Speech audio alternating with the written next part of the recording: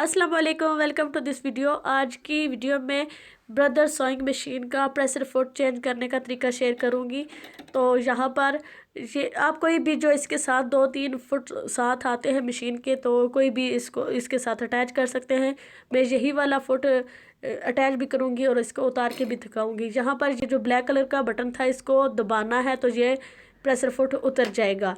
तो इसमें ये यहाँ पर इसके एक बार सी बनी हुई है। ये वाली बार जो है ये मशीन के साथ आपने अटैच करनी है।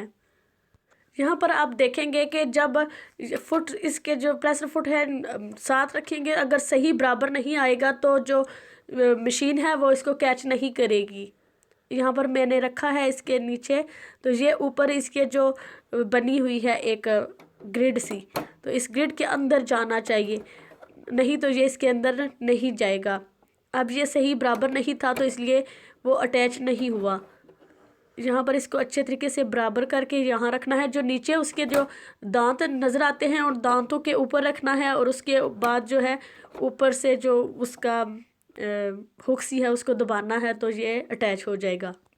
इसको अटैच करना बहुत ही आसान है। तो उम्मीद है कि आपको समझ आ गई होगी। तो अगर आपको वीडियो अच्छी लगी तो लाइक एंड सब्सक्राइब करना मत भूलिएगा। Thank you so much for watching. अगली वीडियो तक अल्लाह हाफिज़।